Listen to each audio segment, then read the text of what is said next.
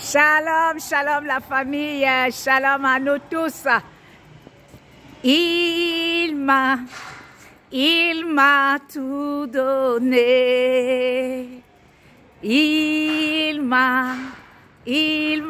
tout donné. Il nous a tout donné au travers de l'œuvre de la croix. Car il a dit, tout est accompli.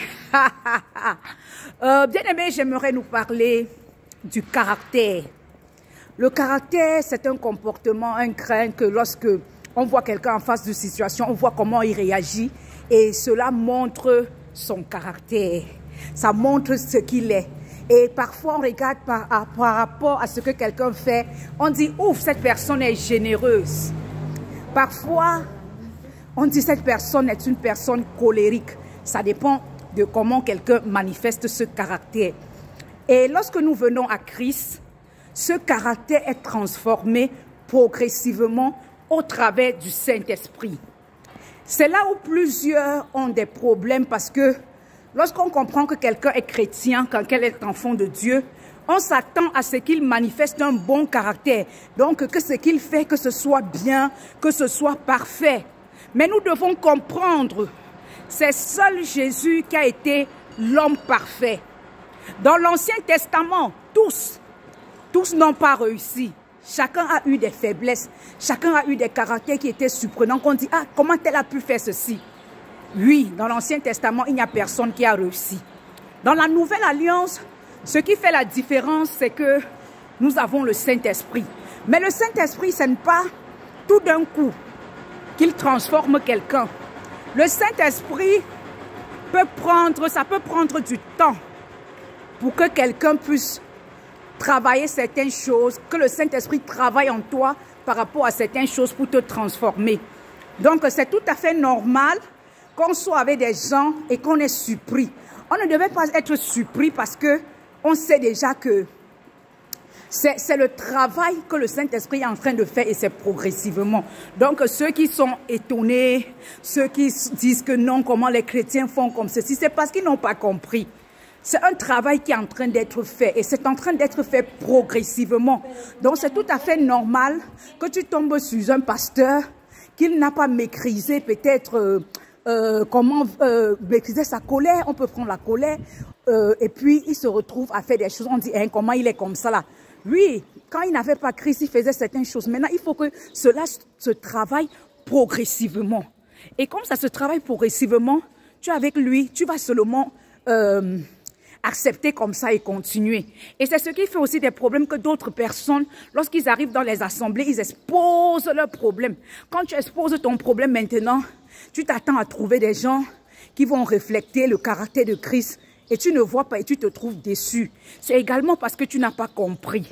Tu dois comprendre que le Saint-Esprit est en train de travailler. C'est ça qu'on appelle le travail de l'âme, le combat de l'âme. Donc, c'est un très grand combat que les chrétiens font face tous les jours. Donc, tu as envie d'aller faire quelque chose qui n'est pas bien, que ce soit l'impudicité, tu es tenté à prendre telle chose et que tu dois te maîtriser pour marcher selon la parole. Donc, c'est le combat de tous les jours. Et chaque enfant de Dieu devait le comprendre et ceux qui sont nouveaux devaient également comprendre, ceux qui sont encore nouveaux dans le Seigneur. Parce que ça cause tellement de problèmes. Et le salut se trouve à 3 niveaux. Donc, on dit que le Seigneur nous a sauvés. Il y a le salut passé. Passé, c'est-à-dire, le salut était déjà de préparer depuis le temps éternel, avant que cela ne s'accomplisse à la croix. C'est ça que la Bible dit. L'agneau qui avait été prédestiné avant la fondation du monde. Avant la fondation du monde, le Seigneur savait qu'il va nous sauver et il a élaboré un plan rédempteur. Donc, ce salut passé s'est manifesté à la croix et c'est ça le salut passé. Donc, lorsque tu es un enfant de Dieu, tu dis, je suis sauvé. Jésus m'a sauvé. Ça veut dire, tu es passé par la croix. Tu as compris. On t'a prêché la prédication de la croix et au travers de la prédication de la croix, tu as reçu, tu as été vivement touché comme la parole le dit dans Actes, que ceux qui étaient vivement touchés, crus. Donc ceux qui étaient vivement touchés et qui étaient déjà prédestinés à être sauvés. Donc il y a des gens sur la terre qui sont déjà prédestinés, que le Seigneur sait que ceux-ci, ils seront sauvés, ce sont mes enfants.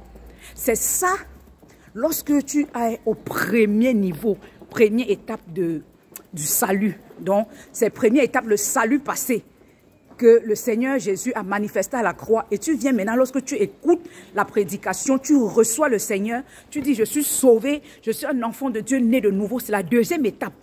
Deuxième étape du salut, le salut présent. Donc tu es sauvé maintenant, tu deviens enfant de Dieu et tu marches en nouveauté de vie.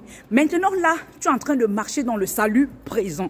Et dans ce salut présent, ton âme est en train d'être sauvée. D'être sauvé, c'est-à-dire, il y a des choses que tu fais, comme je l'ai déjà expliqué, qui font partie de ton caractère. Tu essaies de te mettre en conformité avec la parole. Tu essaies de dire, je vais faire comme ceci. Ce n'est pas facile, mais tu te barres. Bon, et le Saint-Esprit t'aide. Maintenant, il y a le salut futur, où le Seigneur viendra prendre l'Église et nous allons être transformés dans le corps de gloire. C'est ça que tout enfant de Dieu espère. C'est l'espérance de tout enfant de Dieu là-bas. Maintenant, lorsqu'on est en train d'être sauvé sur le salut présent, c'est où ce caractère-là est en train d'être travaillé, d'être transformé. C'est où il y a problème avec plusieurs personnes. Et le Seigneur travaille progressivement, comme je l'ai déjà dit. Donc, quand tu deviens enfant de Dieu, il faut savoir comment te comporter. N'arrive pas dans une assemblée, tu dis, hein, on m'a fait ceci, le pasteur a fait ceci. C'est parce que tu ne comprends pas. Il est un homme comme toi, lui-même son salut présent, le Saint-Esprit en train de travailler en lui. Et c'est ainsi. Et dans une assemblée, dans l'assemblée, il y a toujours des gens qui ne sont pas encore nés de nouveau, qui sont encore en train d'être sauvés. Donc, ils ne sont pas encore passés à la croix. Passer à la croix, c'est-à-dire qu'ils vont écouter le salut, la prédication de la croix. On va mettre la sémence et ils seront sauvés. Plusieurs ne sont pas sauvés. Et lorsqu'on n'est pas sauvé, c'est là où il y a trop de problèmes. Oui, mais le Seigneur sait comment il est en train d'agir, il sait comment il est en train de travailler avec chacun. Il faut seulement se supporter en travaillant son caractère, en travaillant son comportement. C'est ça que le Seigneur nous dit. Aimez-vous les uns les autres. Parce que quand tu aimes ton prochain, tu ne peux pas lui faire du mal. Il y a certaines choses que tu ne peux pas faire. Donc, c'est un peu ça. Il faut comprendre. Et lorsque tu comprends comme ça, tu as la paix. Tu as la paix intérieure. Parce qu'au début de ma conversion, j'avais ce problème-là. Je croyais que je vais arriver, trouver les saints, les saints. Et c'est là-bas même que je serai à l'aise. Mais c'est là où il y a trop de problèmes. Et on comprend à la fin que c'est ça. Nul n'est parfait sur la terre. Mais nous recherchons la perfection. Personne n'est parfait. C'est au travers du Saint-Esprit que nous parvenons à ne pas faire certaines choses. Donc c'est le Saint-Esprit qui nous aide. Et c'est ça qui fait la différence avec l'Ancien Testament et le Nouveau Testament. Parce que eux, l'Ancienne Alliance et la Nouvelle Alliance, parce que dans l'Ancienne Alliance, eux, ils n'avaient pas le Saint-Esprit. Mais maintenant, nous avons le Saint-Esprit. On est en train d'être sauvés pour être préparés pour le salut futur. C'est ça, un enfant de Dieu. Shalom. On est ensemble, la famille.